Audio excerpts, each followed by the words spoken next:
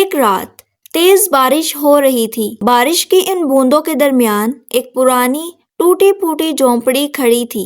جھونپڑی کے اندر ایک غریب باپ شامو کاکا اپنے 2 بیٹوں سلیم اور ریان کے ساتھ بیٹھا ہوا تھا۔ باپ کی آنکھوں میں ایک گہرا عجیب سا خوف تھا۔ وہ بار بار سوچ رہا تھا کہ میرے بعد ان بچوں کا کیا ہوگا، کیونکہ ان کی ماں چند سالوں پہلے ہی دنیا سے چل بسی تھی۔ بڑا بیٹا سلیم تقریباً 20 سال کا تھا۔ وقت اور غربت نے اسے جلد ہی سنجیدہ اور جوان بنا دیا تھا۔ وہ خاموش، ذمہ دار اور صبر والا انسان تھا۔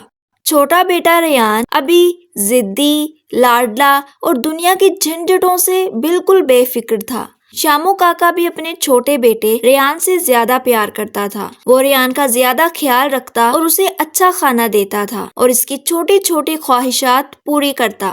سلیم یہ سب خاموشی سے دیکھتا، دل میں کچھ تکلیف ہوتی مگر کبھی کچھ نہیں کہتا اور چپ چاپ اپنی ذمہ داریاں نبھاتا رہتا۔ ایک دن شامو کاکا شدید بیمار پڑ گیا۔ گھر کے حالات اور بھی بگڑ گئے۔ اب سلیم نے باپ کی ساری ذمہ داری سنبھال لی۔ وہ دن بھر کھیتوں میں سخت محنت کرتا، شام کو شہر جا کر جوتے پالش کرتا تاکہ کچھ پیسے کما سکے اور باپ کے لیے دوائی لا سکے۔ سلیم رات کو باپ کے سرہانے بیٹھ کر اس کا خیال رکھتا اور ٹائم سے دوا کھلاتا، لیکن دن گزرتے گئے، قسمت نے ساتھ نہ دیا۔ ایک دن سلیم کا باپ شامو کاکا دنیا سے چلا گیا۔ گھر میں گہری خاموشی چھا گئی۔ اب ساری ذمہ داری سلیم پر آ گئی تھی۔ وہ اب نہ صرف بھائی بلکہ باپ کا کردار بھی نبھانے لگا تھا۔ وہ کھیتوں کی فصلوں کا خیال رکھتا، گھر سنبھالتا اور ریان کو کھانا بنا کر دیتا۔ اگر گھر میں صرف ایک وقت کی روٹی ہوتی تو وہ ریان کو دے دیتا اور خود جھوٹ بول دیتا کہ میں نے کھانا کھا لیا ہے۔ ریان اکثر کہتا، بھائی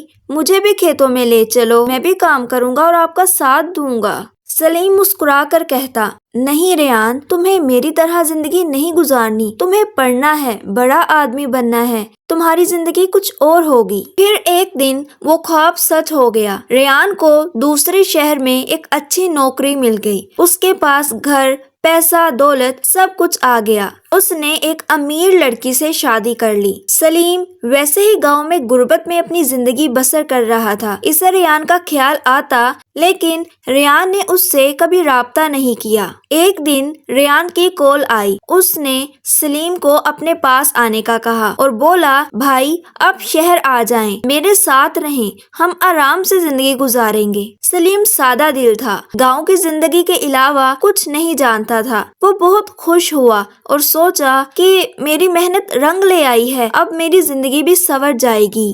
سلیم نے خوشی خوشی اپنا سامان تیار کیا اور اپنی حیثیت کے مطابق خود کو سنوارا۔ جب سلیم ریان کے گھر پہنچا تو ریان کی بیوی نے دروازہ کھولا تو سلیم کو دیکھ کر ریان کی بیوی کا چہرہ بگڑ گیا۔ وہ عجیب نظروں سے دیکھتے ہوئے بولی، آپ کون ہیں اور ایسے پرانے کپڑوں میں یہاں کیا کر رہے ہیں؟ سلیم نے شرماتے ہوئے کہا، میں ریان کا بڑا بھائی ہوں۔ ریان کی بیوی نے نفرت بھرے لہجے میں اسے اندر آنے دیا۔ اس کے دل میں جلن اور غصہ بھرا ہوا تھا۔ ایک دن ریان کے امیر دوست ریان کے گھر آئے۔ ان لوگوں کا لائف سٹائل بہت امیر اور شاہانہ تھا۔ انہیں غریب لوگوں سے سخت نفرت تھی۔ ریان نے بھی کبھی انہیں اپنی ابتدائی زندگی کے بارے میں کچھ نہیں بتایا تھا۔ جب ریان کے دوستوں نے سلیم کو کچن میں بیٹھے ہاتھ سے کھانا کھاتے ہوئے دیکھا تو انہوں نے سلیم کا مذاق اڑاتے ہوئے ریان سے پوچھا، یہ کون ہے؟ ریان نے بھی جھوٹ بولتے ہوئے کہا کہ یہ شخص گاؤں سے آیا ہے، اسے چند پیسوں کی ضرورت تھی اور بھوکا بھی تھا، اس لیے میں نے اسے کھانا کھلا دیا۔ سلیم کو یہ سن کر بہت دکھ ہوا اور وہ یہ سن کر خاموش ہو گیا۔ اس کا دل ٹوٹ گیا۔ جب ریان کے دوست چلے گئے تو ریان سلیم سے چلا کر بولا، آپ کو کیا ضرورت تھی یہاں ایسے کھانا کھانے کی؟ آپ کے پرانے طور طریقے آپ شہر میں بھی لے آئے ہیں، ویسے بھی آپ کو یہاں میں برداشت نہیں کر سکتا، آپ کی وجہ سے مجھے بہت شرمندگی ہوتی ہے، آپ گاؤں میں ہی واپس چلے جائیں، آپ گاؤں کی زندگی کے ہی قابل ہیں۔ سلیم یہ سن کر بہت اداس ہوا اور ٹوٹا ہوا دل لے کر گاؤں واپس چلا گیا۔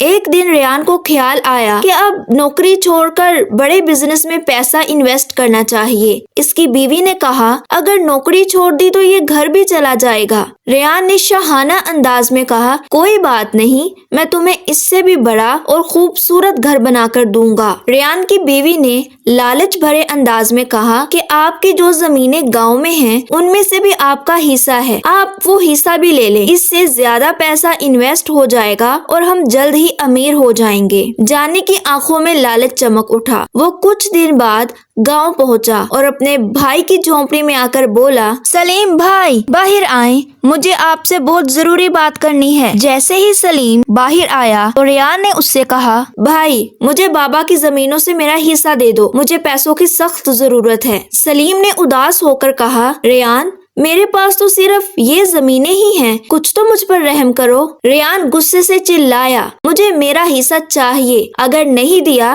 تو میں آپ کو عدالتوں میں ذلیل و خوار کر دوں گا۔ سلیم یہ سن کر گھبرا گیا اور مجبوری میں ریان کو زمینوں میں سے حصہ دینے پر رضامند ہو گیا۔ ریان نے سلیم سے فصلوں کا اچھا اور زرخیز حصہ لے کر بیچ ڈالا اور خود پیسے لے کر شہر واپس چلا گیا۔ اب سلیم کے پاس زمین کا ایک بنجر حصہ ہی بچا تھا جو نہ کبھی فصل دیتا اور نہ ہی کبھی زرخیز ہوتا۔ اس پر کاشتکاری کرنا بھی بہت مشکل تھا۔ سلیم کا دل بہت ٹوٹا ہوا تھا لیکن اس نے ہمت نہیں ہاری۔ ایک دن سلیم اس بنجر زمین میں کھدائی کر رہا تھا کہ اچانک وہاں سے ایک جادوئی پانی کا چشمہ پھوٹ پڑا۔ چشمے کا پانی شیریں، پاکیزہ اور ٹھنڈا تھا۔ جب اس پانی نے زمین کو سیراب کیا تو زمین کی مٹی اتنی زرخیز اور خوبصورت ہو گئی جیسے کہ کوئی معجزہ ہو۔ جب سلیم نے اس زمین پر بیج بوئے تو چند ہی دنوں میں فصلیں اتنی خوبصورت، زرخیز اور اتنی زیادہ اگیں کہ دیکھنے والے حیران رہ جاتے۔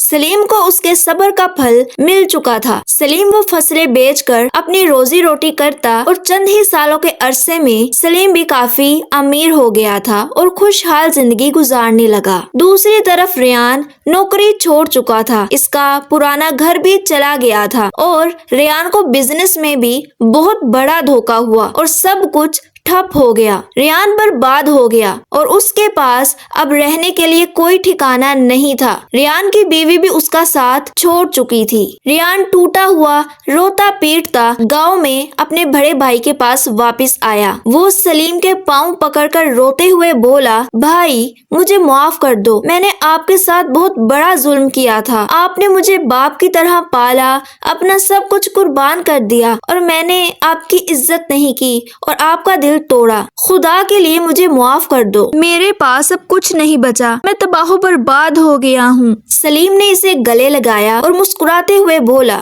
ریان خون کا رشتہ ہے، میں نے تمہیں کبھی دل سے نہیں نکالا، بس خدا پر بھروسہ رکھو، اب یہاں رہو، ہم مل کر کام کریں گے اور اپنی زندگی اچھے سے گزاریں گے۔ ناظرین اس کہانی سے ہمیں یہ سبق ملتا ہے کہ جو لوگ ہماری کامیابی میں ہاتھ جنہوں نے ہمارے لیے محنت کی اور قربانی دی اور ہماری راہ ہموار کی، ان کی قدر کرنی چاہیے، کیونکہ دولت، لباس یا غرور ہمیں آگے لے جا سکتا ہے لیکن اصل عزت اور احترام وہی دیتے ہیں جو دل سے ہمارا ساتھ دیتے ہیں۔